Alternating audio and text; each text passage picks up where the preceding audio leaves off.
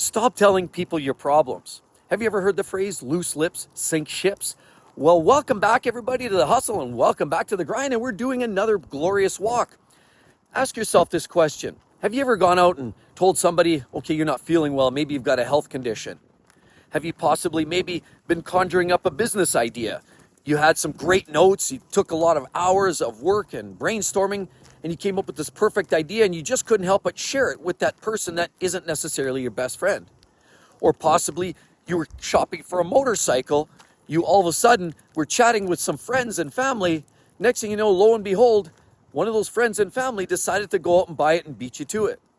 It doesn't matter. Have you ever noticed, even working in your corporate game, that quite often you say something in confidence to that person you assumed is one of your best cohorts and counterparts, only to find out later that piece that you told them in confidence wound up in a roundabout way with the manager having a conversation about that very topic.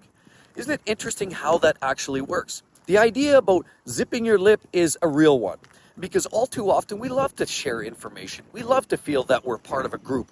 We love to feel that we have somebody who's listening to us. But sometimes we just find ourselves oversharing a little bit.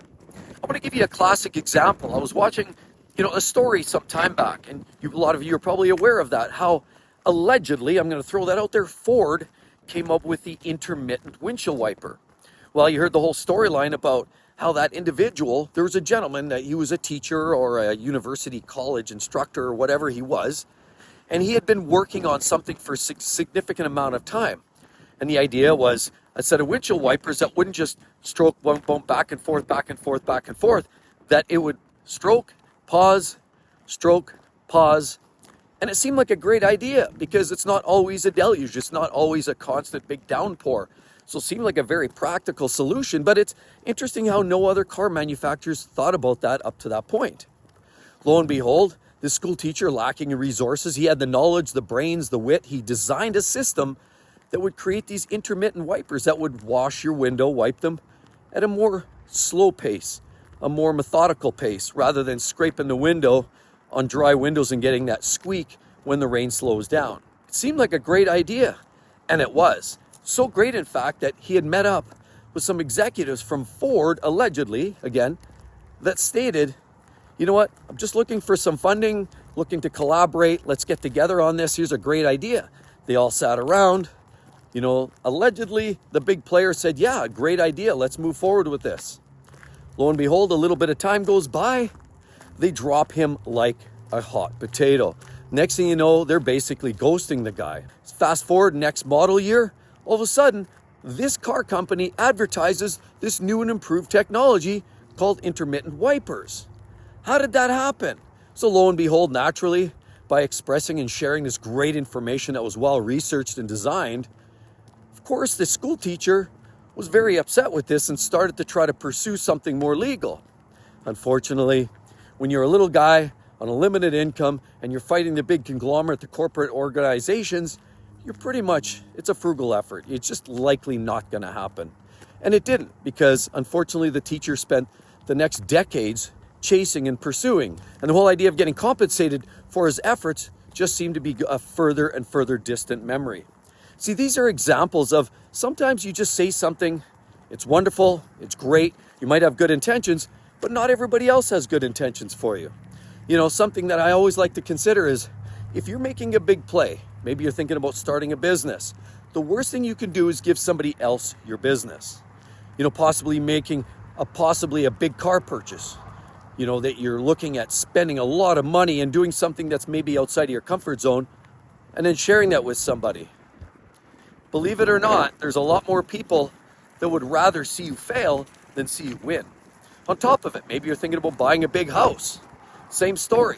As soon as you start talking about that, there's always somebody hiding in the wings that's a little bit jealous, possibly green with envy, and they don't necessarily wish the best for you as well. Now, it's funny, a lot of people might ask me, why am I talking on YouTube all the time? Because all I do is continually expose my thoughts, my feelings, and aspirations. But believe it or not, there are some things that we all have to keep a little bit closer to ourselves. I'm not going to necessarily share all my health conditions that I might be dealing with, or something that I was going through, or my last doctor visit and how that went and why I was there in the first place.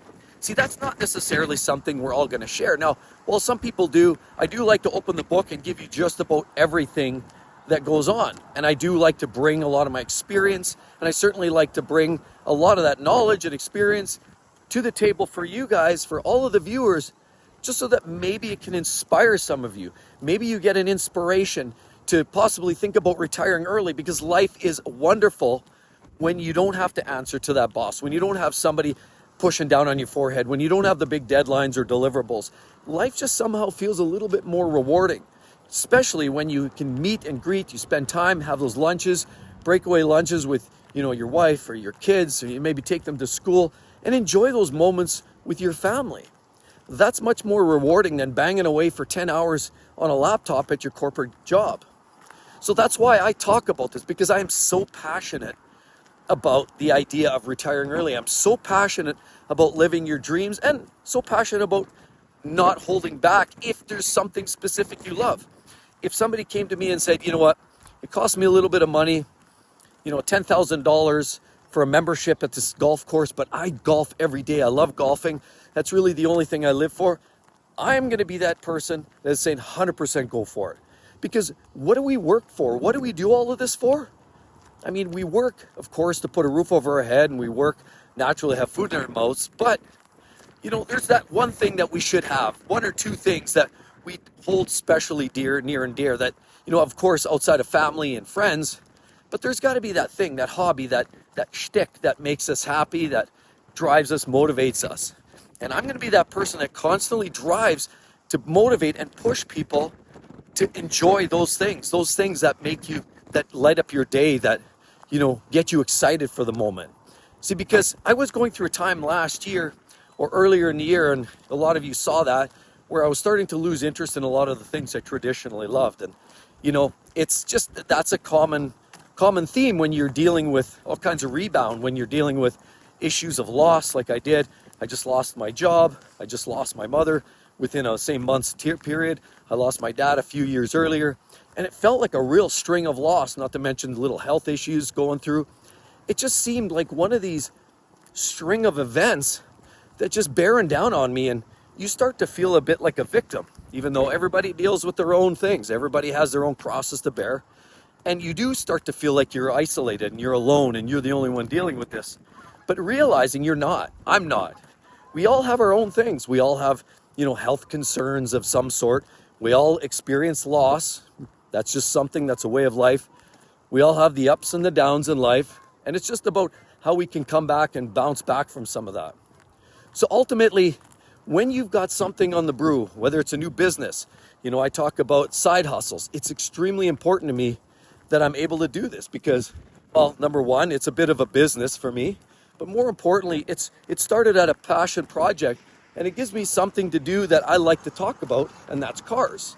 Cars have always been something that I've thoroughly enjoyed, time in, time out. But, there's a lot of things I don't share. And so I truly believe it. I've seen it in the corporate game in more places than you can possibly imagine, because in the corporate world is a classic example of why you don't want to overshare.